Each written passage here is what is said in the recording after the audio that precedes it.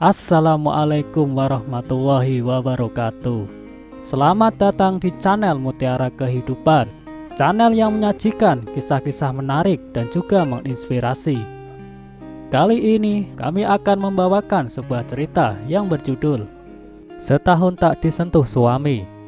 Malam itu rahasianya terbongkar dan bikin nangis semalaman. Siapapun ingin menikah dengan orang yang mereka cintai. Apalagi di zaman ini, perjodohan disebut hal kuno yang ditentang banyak orang. Namun namanya orang tua tentu hanyalah ingin yang terbaik untuk anak mereka.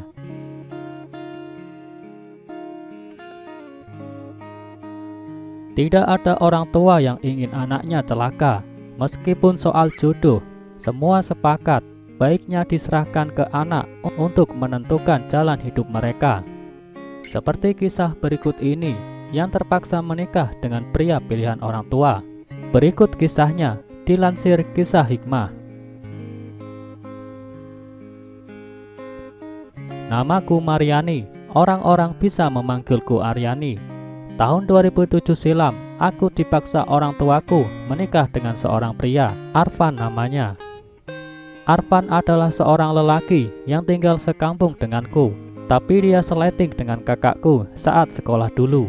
Usia kami terpaut 4 tahun. Aku merasa risih sendiri dengan Arfan apabila berpapasan di jalan. Sebab sopan santunnya sepertinya terlalu berlebihan pada orang-orang. Geli aku menyaksikannya. Yah, kampungan banget gelagatnya. Setiap ada acara-acara ramai di kampung pun Arfan tak pernah kelihatan bergabung sama teman-teman seusianya. Yah, pasti kalau dicek ke rumahnya pun nggak ada. Orang tuanya pasti menjawab, Arfan di masjid nak, menghadiri pengajian.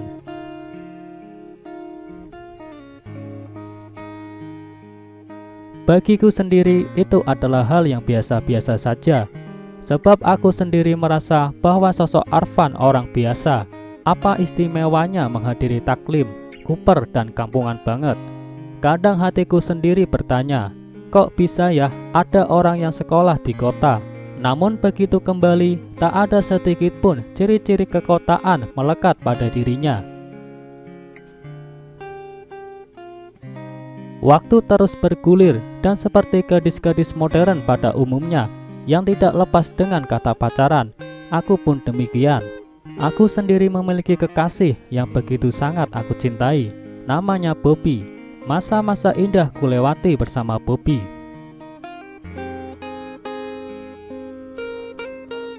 Indah kurasakan dunia remajaku saat itu.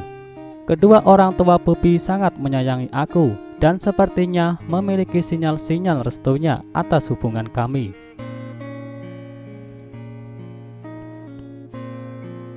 Hingga musibah itu tiba, aku dilamar oleh seorang pria yang sudah sangat aku kenal. Yah, siapa lagi kalau bukan si Cooper, Arfan. Lewat pamanku, orang tuanya Arfan melamarku untuk anaknya yang kampungan itu. Mendengar penuturan mama saat memberitahu padaku tentang lamaran itu, kurasakan dunia ini gelap, kepalaku pusing. Aku berteriak sekencang-kencangnya menolak permintaan lamaran itu.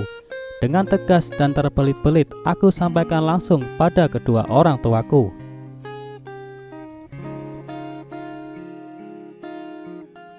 Aku menolak lamaran keluarganya Arfan, dan dengan terang-terangan pula, aku sampaikan pula bahwa aku memiliki kekasih pujaan hatiku, Bobby. Mendengar semua itu, ibuku syok dan jatuh tersungkur ke lantai. Aku pun tak menduga kalau sikapku yang egois itu akan membuat mama sedih. Baru ku tahu bahwa yang menyebabkan mama syok itu karena beliau sudah menerima secara resmi lamaran dari orang tuanya Arfan. Tanggal 11 Agustus 2007, akhirnya pernikahan pun digelar. Aku merasa bahwa pernikahan itu begitu menyesakan dadaku. Air mataku tumpah di malam resepsi pernikahan itu. Di tengah senyuman orang-orang yang hadir pada acara itu, Mungkin akulah yang paling tersiksa, karena harus melepaskan masa remajaku dan menikah dengan lelaki yang tidak pernah kucintai. Dan yang paling membuatku tak bisa menahan air mataku, mantan kekasihku Bobby hadir juga pada resepsi pernikahan tersebut. Ya Tuhan, mengapa semua ini harus terjadi padaku? Ya Tuhan, mengapa aku yang harus jadi korban dari semua ini? Waktu terus berputar dan malam pun semakin merayap. Dan sebagai seorang istri yang hanya terpaksa menikah dengannya, maka aku pun membiarkannya dan langsung membaringkan tubuhku. Setelah sebelumnya menghapus make up pengantinku dan melepaskan gaun pengantinku, aku bahkan tak peduli kemana suamiku saat itu. Karena rasa capek dan diserang kantuk, aku pun akhirnya tertidur. Tiba-tiba di sepertiga malam aku tersentak tatkala melihat ada sosok hitam yang berdiri di samping ranjang tidurku. Perlahan ku perhatikan dengan seksama. Ternyata sosok yang berdiri di sampingku itu adalah Kak Arfan, suamiku yang sedang sholat malam.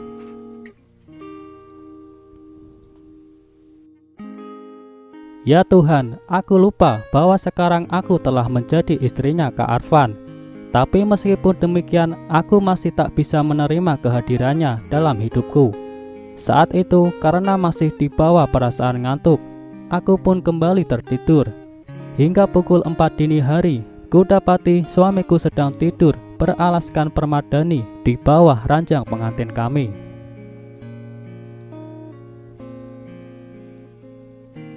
Mengapa dia tidak tidur di ranjang bersamaku? Kalaupun dia belum ingin menyentuhku, paling enggak dia tidur seranjang denganku. Itulah logikanya. Ada apa ini? Ujarku perlahan dalam hati. Aku sendiri merasa bahwa mungkin malam itu Kak Arfan kecapean sama sepertiku, sehingga dia tidak mendatangiku dan menunaikan kewajibannya sebagai seorang suami. Tapi apa peduliku dengan itu semua? Toh aku pun tidak menginginkannya, gumamku dalam hati. Hari-hari terus berlalu dan kami pun menjalani aktivitas kami masing-masing. Semula kupikir bahwa perilaku Kak Arfan yang tidak pernah menyentuhku dan menunaikan kewajibannya sebagai suami itu hanya terjadi malam pernikahan kami.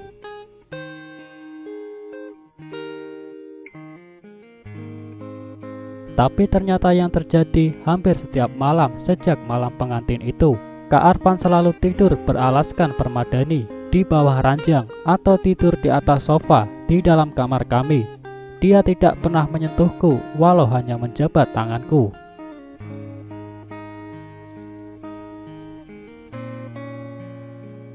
Jujur, segala kebutuhanku selalu dipenuhinya.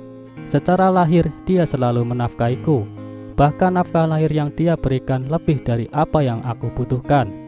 Tapi soal biologis, Kak Arfan tak pernah sama sekali mengungkit-ungkitnya atau menuntutnya dariku.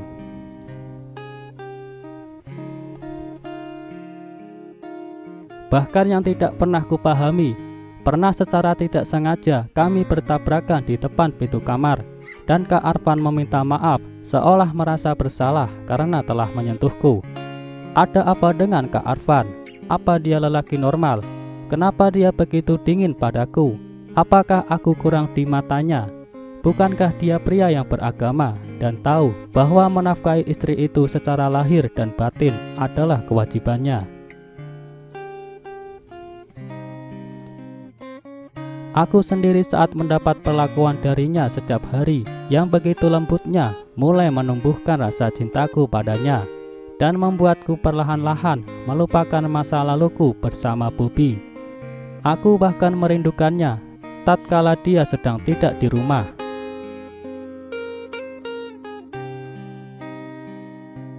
Aku bahkan selalu berusaha menyenangkan hatinya dengan melakukan apa-apa yang dia anjurkannya lewat ceramah-ceramahnya pada wanita-wanita muslimah, yakni mulai memakai busana muslimah, Kadang ceramah-ceramahnya di masjid sering aku ikuti dan aku praktekkan di rumah. Tapi satu yang belum bisa aku mengerti darinya, entah mengapa hingga setahun pernikahan kami, dia tidak pernah menyentuhku.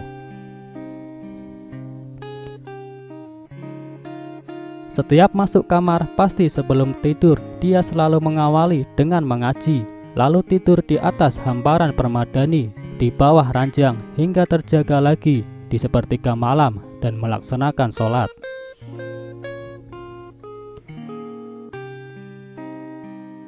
Hingga suatu malam Kak Arfan jatuh sakit, tubuhnya demam dan panasnya sangat tinggi.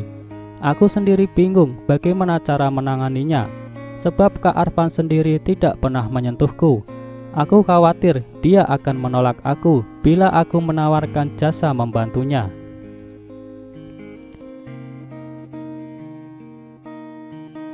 Hingga akhirnya aku tak kuasa menahan keinginan hatiku untuk mendekatkan tanganku di dahinya untuk meraba suhu panas tubuhnya.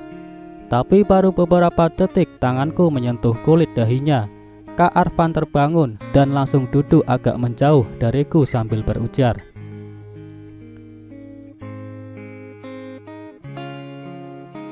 "Afwan Dik, kau belum tidur, kenapa ada di bawah? Nanti kau kedinginan. Ayo naik lagi ke ranjangmu dan tidur lagi. Nanti besok kau capek dan jatuh sakit," pinta Kak Arfan padaku. Hingga akhirnya gemuruh di hatiku tak bisa kubendung juga. "Afwan Kak, kenapa sikapmu selama ini padaku begitu dingin? Kau bahkan tak pernah mau menyentuhku, walaupun hanya sekedar menjabat tanganku. Bukankah aku ini istrimu? Bukankah aku telah halal buatmu? Lalu mengapa kau jadikan aku sebagai patung perhiasan kamarmu? Apa artinya diriku bagimu Kak? Apa artinya aku bagimu Kak? Kalau kau tidak mencintaiku, lantas mengapa kau menikahi aku? Mengapa Kak? Mengapa?" ujarku di sela isak tangis yang tak bisa kutahan. Tak ada reaksi apapun dari Kak Arfan menanggapi galaunya hatiku dalam tangis yang terseduh itu. Hingga akhirnya dia mendekatiku dan perlahan berujar padaku, "Dik, jangan kau pernah bertanya pada kakak tentang perasaan ini padamu, karena sesungguhnya kakak begitu sangat mencintaimu. Tetapi tanyakanlah semua itu pada dirimu sendiri. Apa saat ini telah ada cinta di hatimu untuk kakak? Kakak tahu dan kakak yakin pasti suatu saat kau akan bertanya, mengapa sikap kakak selama ini begitu dingin padamu?" Sebelumnya kakak minta maaf bila semuanya baru kakak kabarkan padamu malam ini. Kau mau tanyakan apa maksud kakak sebenarnya dengan semua ini? Ujar Kak Arfan dengan agak sedikit gugup. "Iya, tolong jelaskan pada saya Kak. Mengapa Kak begitu tega melakukan ini pada saya? Tolong jelaskan Kak," ujarku menimpali tuturnya Kak Arfan. "Kau istriku Dik, betapa bejatnya kakak ketika kakak harus memaksamu melayani kakak dengan paksa saat malam pertama pernikahan kita, sedangkan di hatimu tak ada cinta sama sekali buat kakak. Kakak tahu ada kau mencintai laki-laki lain. Alangkah berdosanya kakak bila pada saat melampiaskan birahi kakak padamu malam itu, sementara yang ada dalam benakmu bukanlah kakak, tetapi ada lelaki lain. Itu sama saja seperti membuatmu seperti pelacur. Kau tahu Dik, sehari sebelum pernikahan kita digelar, kakak sempat datang ke rumahmu untuk memenuhi undangan bapakmu. Tapi begitu kakak berada di depan pintu pagar rumahmu, kakak melihat dengan mata kepala kakak sendiri kesedihanmu yang kau lampiaskan pada kekasihmu Bobby. Kau ungkapkan pada Bobby bahwa kau tidak mencintai kakak, dan kau ungkapkan pada Bobby bahwa kau hanya akan mencintainya selamanya.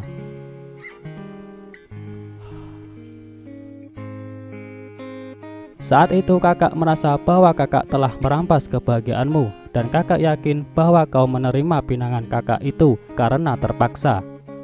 Lantas haruskah kakak egois dengan mengabaikan apa yang kau rasakan saat itu?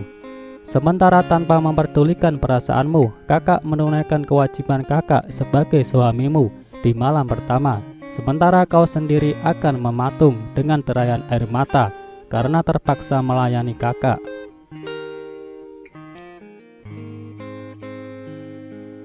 Kau istriku, Dik, sekali lagi kau istriku. Kau tahu kakak begitu sangat mencintaimu dan kakak akan menunaikan semua itu manakala di hatimu telah ada cinta untuk kakak, agar kau tidak merasa diperkosa hak-hakmu, agar kau bisa menikmati apa yang kita lakukan bersama.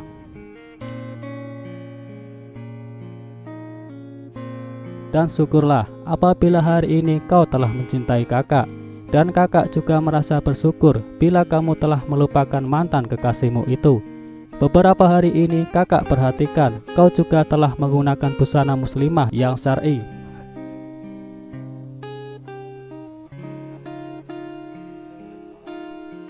Mendengar semua itu, aku memeluk suamiku. Aku merasa bahwa dia adalah lelaki terbaik yang pernah kujumpai selama hidupku. Aku bahkan telah melupakan Bobby. Aku merasa bahwa malam itu aku adalah wanita yang paling bahagia di dunia. Sebab meskipun dalam keadaan sakit, untuk pertama kalinya Kak Arfan mendatangiku sebagai seorang suami. Hari-hari kami lalui dengan bahagia. Kak Arfan begitu sangat karismatik. Terkadang dia seperti seorang kakak buatku, terkadang seperti orang tua. Darinya aku banyak belajar banyak hal. Perlahan aku mulai meluruskan niatku dengan menggunakan busana yang tertutup, semata-mata karena iman dan untuk menyenangkan hati suamiku.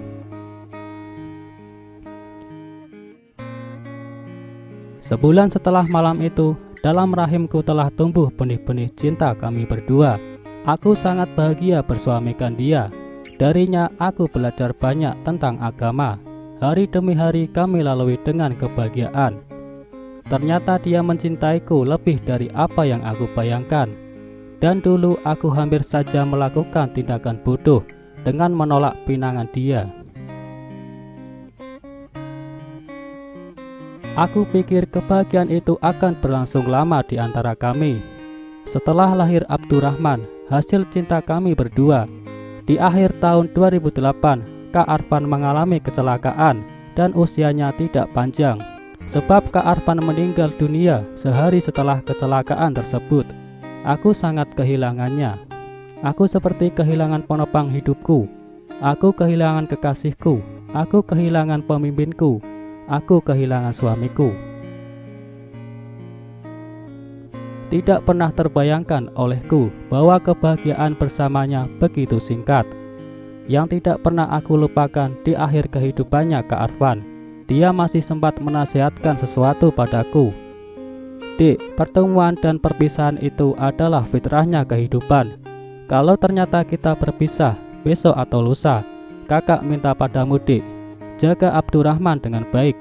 Jadikan dia sebagai pejuang yang senantiasa membela agama, senantiasa menjadi yang terbaik untuk umat.